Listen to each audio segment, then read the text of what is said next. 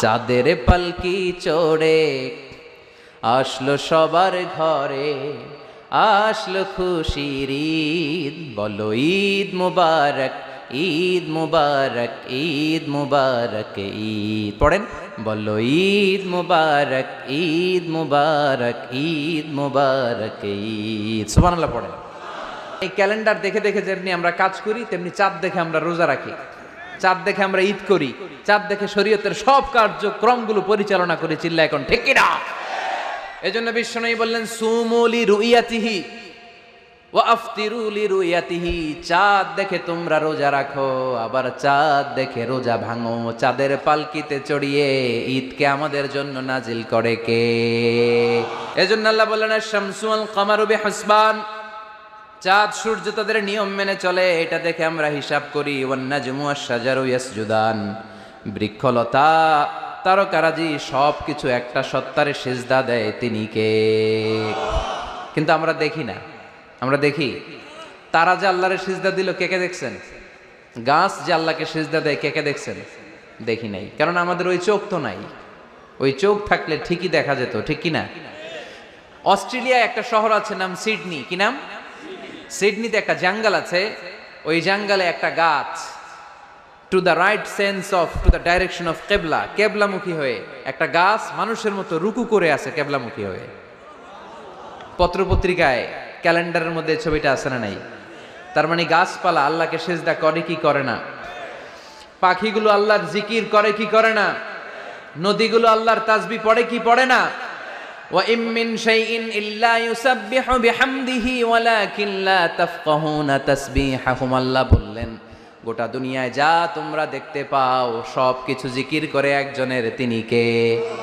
ওয়ালাকিন লা তাফকাহুনা তাসবিহাহুম, কিন্তু এই তাসবির ভাষা তোমরা বোঝো না। প্রত্যেকটা প্রাণীর জিকিরের আলাদা ভাষা আছে না নাই? পাখিরা যায় উড়ে যায় আকাশের ওই নীলিমায়, নদীরা যায় ছুটে যায় সাগরের ওই মোহনায়। পাখ পাখালি আর সাগর নদী, পাখ পাখালি আর সাগর নদী, কার গুণগান গায়। আল্লাহু আল্লাহ, আল্লাহু আল্লাহ, আল্লাহর গুণগান গায়। সবাই পড়েন আল্লাহু আল্লাহ, আল্লাহু আল্লাহ, আল্লাহর গুণগান গায়। চিল্লায় পড়েন আল্লাহু আকবার।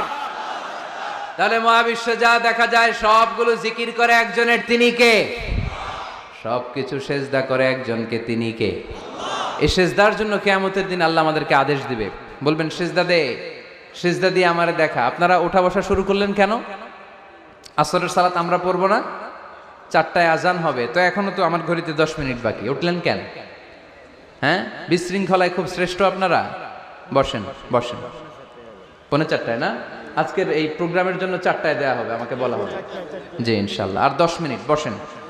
তো এজন্য কিয়ামতের দিন আল্লাহ তাআলা আমাদেরকে আদেশ করবেন সেজদা দাও। ইয়াউমা ইউকশাফু আন সাকি ওয়া ইউদআউনা ইলা সুজুদি ফালা ইস্তাতিউন, বলবে সেজদা দাও।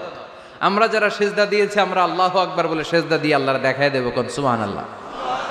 কিন্তু দুনিয়ায় যারা সেজদা দেয় নাই, মসজিদে যায় নাই, সেজদাকারীদের সাথে আন্দোলনে শরীক হয় নাই, তাদের পিঠটারে লোহার পিঠের মতো বানিয়ে দিবে কে? তারা চাইলেও পিঠটারে বাঁকা করতে পারবে? এজন্য আল্লাহ বললেন ওয়ান নাজমু ওয়াশ-শাজারু ইয়াসজুদান, তারকারাজি বৃক্ষরাজি একজন সত্তারে সিজদা করে, তিনি কে? এরপর আল্লাহ নিয়ামতের বর্ণনা দিলেন, তোমাদেরকে আমি ফল ফলাদি দিয়েছি, তোমাদেরকে আমি মিঠা নদীর পানি দিয়েছি, লোনা পানি দিয়েছি। মারাজাল বাহরাইনি ইয়ালতাকিয়ান বাইনাহুমা বারযাখুল লা ইয়াবগিয়ান, একদিকে লোনা পানি, একদিকে মিঠা পানি বয়ে যায়। লা ইয়াবগিয়ান, মিশে না, মাঝখানে অদৃশ্য দেয়ালটা তৈরি করলো কে? এই দৃশ্য আপনারা দেখছেন? দেখেন নাই? কেউ দেখেন নাই? কোথায় দেখছেন? ভিডিওতে। বাংলাদেশের অনেক জায়গায় আছে লোনা পানি আর মিঠা পানি মিশানো, একটা কালো ঘোলা আর একটা একেবারে ক্রিস্টাল ক্লিয়ার। আমি মিশরে দেখেছি নীল নদের পানি আর লোহিত সাগরের পানি মিশানা। একটার পানি ঠান্ডা আর একটা গরম, একটা ডেনসিটি হাই আর একটা ডেনসিটি লো, একটা লবণ বেশি আর একটা লবণ নাই, তাই একটার সাথে আরেকটা মিশে না। এদিক দিয়ে পানির মতো জিনিস বয়ে যায়, একটা কালো ঘোলা আর একটা সাদা, মাঝখানে অদৃশ্য দেয়াল দিয়ে রেখেছে কে? আরো জোরে বলতে হবে, তিনি কে?